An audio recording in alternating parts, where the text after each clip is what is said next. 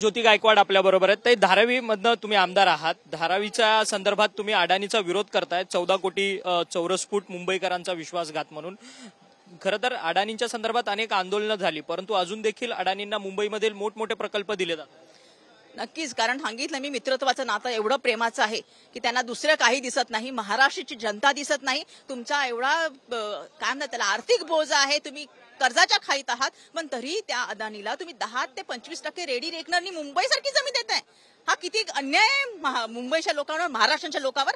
हेच पहा. आणि ज्या आमच्या जमीन आहेत त्या स्लम ह्याच्या आहेत, डम्पिंग ग्राउंडच्या, तिथे कचऱ्यामध्ये आम्हाला ठेवून देत आहेत, किंवा मिठागरच्या, ज्याच्यामुळे तिथे भर टाकून जर केलं तर मुंबई सुद्धा डुबू शकते. म्हणजे एवढे भयानक परिस्थिती होऊ शकते, तरी सुद्धा हे कानाडोळा करतायत आणि अदानीला सपोर्ट करतायत. मोतीलाल नगर पुनर्विकास प्रकल्प अडानींना गेलाय. त्याचसोबतच धारावीच्या लोकांना मुलुंडच्या डम्पिंग ग्राउंडच्या ठिकाणी आणि भांडूपच्या मिठागरच्या संपूर्ण जागेवरती त्यांना पुनर्विकास करून देणार. ते नाही, देवनारचा ऍक्टिव्ह डम्पिंग ग्राउंड आहे, जिथं अजूनही कचरा टाकला जातोय. 2 कोटी मेट्रिक टन कचरा आहे, 100 वर्षापासूनचा कचरा आहे. तिथं तुम्ही पाठवताय आम्हाला, जिथं लोक राहून मरतात, कॅन्सर सारखे आजार होतात. आमच्या लोकांचं जीवन नाही का? संविधान सांगतं की प्रत्येकाला इथे स्वस्थपूर्ण जगण्याचा अधिकार आहे. मग आमचा अधिकार कुठे काय घेताय तुम्ही? ही लोकशाही कुठे आली? ही हुकुमशाही झाली. ह्या अदानीच्या बाबतीत कोणी बोलायलाच तयार नाहीये.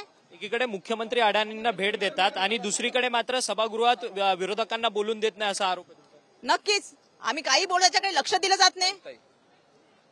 धन्यवाद, तुम्ही आमच्याशी बातचीत केली. ज्योती गायकवाड होत्या, काँग्रेसच्या आमदार धारावीमधल्या. त्यांचं असं म्हणणं आहे की अडानींवरती सरकार मेहरबान आहे आणि अडानींना खूप कमी किमतीने ज्या जागा आहेत त्या मुंबईमधल्या देण्याचा घाट जो आहे तो मुंबईच्या प्रशासनाकडून आणि राज्याच्या प्रशासनाकडून केला जातोय, असा थेट हल्लाबोल जो आरोप आहे तो आमदार ज्योती गायकवाड यांनी आपल्याशी बोलताना केलेला आहे. व्हिडिओ जर्नलिस्ट योगेश गुरवसह अक्षय मंकणे, TV9 मराठी, मुंबई.